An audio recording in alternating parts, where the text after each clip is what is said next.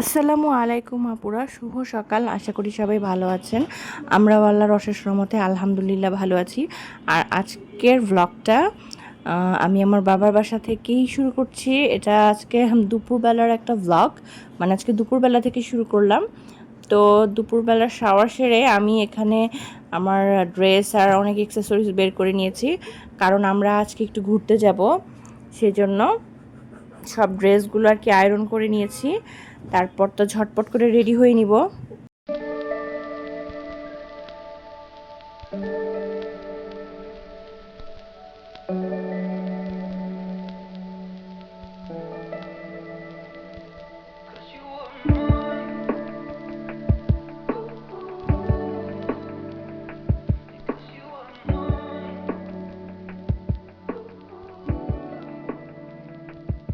এখানে রেডি হয়ে আমরা সবাই বের হয়ে গিয়েছি।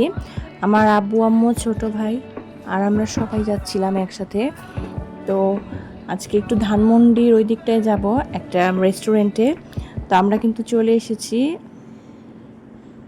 আর রেস্টুরেন্টটার ভিউটা কিন্তু মানে অনেক সুন্দর ছিল দেখতে, মাশাআল্লাহ। একদম গ্রিনারি একটা রেস্টুরেন্ট, খুব ভালো লাগছিল দেখতে। এটার নাম হচ্ছে ফরেস্ট লাউঞ্জ। তো মানে নামের সাথে রেস্টুরেন্টের ডেকোরেশনটা অনেকটাই মিল আছে। আমরা এসে ঘুরে ঘুরে দেখছিলাম। তবে আমাদের আস্তে আস্তে না অনেকটা দেরি হয়ে গিয়েছিল, মানে আমাদের রওনা হওয়ার কথা ছিল আরও আগে, কিন্তু এই বাচ্চা কাচ্চা নিয়ে রেডি হতে হতে কেমন জানি লেট হয়ে যায়। তো মানে আমাদের পৌঁছতে পৌঁছতে প্রায় 3টা, সোয়া 3টা বেজে গিয়েছিল রেস্টুরেন্টে। তারপর তো আমরা খাবার অর্ডার করে এদিকে সব ফটোশ্যুট করে নিচ্ছিলাম। আর ওই দিনটা মানে খুব সুন্দর একটা ওয়েদার ছিল, একদম মেঘলা মেঘলা, খুব ভালো লাগছিল মাশাআল্লাহ। বৃষ্টি বৃষ্টি একটা ভাব ছিল, যদিও বৃষ্টিটা ছিল না, কিন্তু ওয়েদারটা না আমরা খুব এনজয় করেছি। তারপর তো এখানে আমার বাচ্চারা এত মানে খোলা স্পেস পেয়ে খুব খুশি। আসলে ঢাকায় তো মানে সবুজের ছোঁয়া তেমন দেখাই যায় না। তো এখন আর কি এই জায়গাটা এসে আমরা সত্যি একদম মানে পুরা অ্যামেজড হয়ে গিয়েছিলাম। আমি কিন্তু অনেক ফটোশ্যুট করে নিয়েছি। আর গাছের পাতাগুলো এত ভালো লাগছিল, আকাশটা দেখতে। আর যেহেতু এটা একটা 13তলা বিল্ডিং ছিল, তো মানে একদম উপর থেকে আর কি আকাশটাকে দেখতে খুব ভালো লাগছিল। তারপর আমরা খানিকটা ফটোশ্যুট করে নিলাম, মানে যেখানেই যাব ফটোশ্যুট তো মাস্ট। আর এত সুন্দর জায়গা পেয়ে মানে অনেক ফটোশ্যুট করেছি। আর ছবিগুলো কিন্তু মাশাআল্লাহ অনেক সুন্দর এসেছে।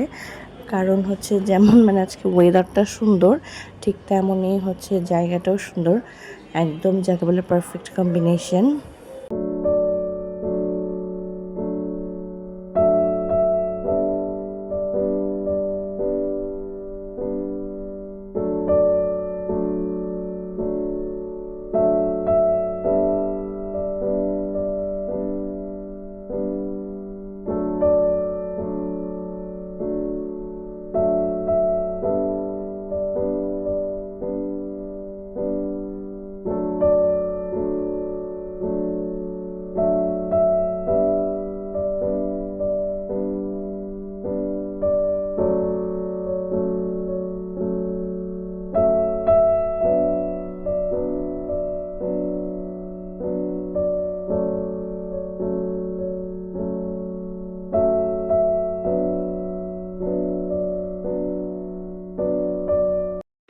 তারপর তো আমরা আমাদের খাবার সেরে নিয়েছিলাম, খাবার সেরে বের হয়ে গেলাম। আর বাইরের প্রকৃতিটা তো এত মানে ওই দিন ভালো লাগছিল, পুরো মেঘ আর চারিদিকে খুব সুন্দর। ওখান থেকে কিন্তু আমরা আবার আরেক জায়গায় গিয়েছিলাম, আর সেটা হচ্ছে ধানমন্ডি লেকে গিয়েছিলাম।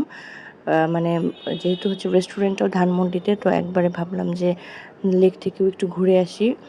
তো সবাই মিলে একটু ঘুরতে গেলাম। আর লোকজন তো ভালোই ভিড় ছিল, তবুও মনে হচ্ছে যে অন্যান্য দিনের তুলনায় ভিড়টা অনেক কম ছিল। কারণ অন্যান্য সময় তো ঢাকায় প্রচুর পরিমাণে লোক থাকে। তো আমরা এখানে লেকের সৌন্দর্য উপভোগ করছিলাম, খুব ভালো লাগছিল লেকটা দেখতে, মানে পানিটা এত স্নিগ্ধ লাগছিল। তারপর এখানে তো রবীন্দ্র সরোবরের ওই দিকটাতে গিয়েছিলাম। তো গিয়ে এভাবে আর কি খানিকক্ষণ সময় কাটালাম মনোরম পরিবেশে। আসলে ঘুরতে যেতে কিন্তু ভালোই লাগে, কিন্তু ওই যে সময়টাই তো আমাদের হতে চায় না। সময় বের করা আসলে খুব কঠিন হয়ে যায়। যেহেতু বাচ্চাদের স্কুলটাও বন্ধ ছিল, তো মানে বেশ কিছুদিন একটু বেরিয়ে নিলাম। আর এখান থেকে তো আমার বাচ্চারা একটু বাদাম কিনে খেয়েছিল। মানে টুকটাক খাবার দাবার আর কি। তারপর আরও আর কি তাদের তো খেলনা কেনার বায়না থাকে, সেগুলোও কিন্তু তারা কিনে নিয়েছিল এখানে। এই তো বাবলগুলো আর অনেক রকমের আসলে জিনিস কিন্তু কিনতেও পাওয়া যায় লেকের চারিদিকে। তারপর প্রায় সন্ধ্যা হয়ে আসলো আর আমরা তো এখানে একটু খেতে বসেছিলাম। যদিও দুপুরের খাবারটা মানে অনেক ভারী হয়ে গেছে, তেমন কিছু খাবার ইচ্ছা ছিল না, তবুও আর কি এখানে একটু যে মটকা চা, মালাই চা এগুলোই একটু নিয়ে বসেছিলাম। আর এখন তো মানে এগুলো মটকা মালাই চায়ের খুব ট্রেন্ড চলছে, তো আমরাও একটু ট্রাই করে নিলাম। আর খেতে কিন্তু খুব ভালো লেগেছিল, চাটা আসলেই অনেক মজাদার ছিল। তারপর চা খাওয়া শেষ করে সন্ধ্যাবেলার দিকে আমরা বাসায় চলে এসেছিলাম।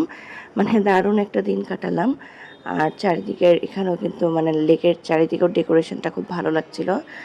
আর আজকের ব্লগটা এ পর্যন্তই। ভালো লাগলে সবাই লাইক করে পাশে থাকবেন। ধন্যবাদ সবাইকে।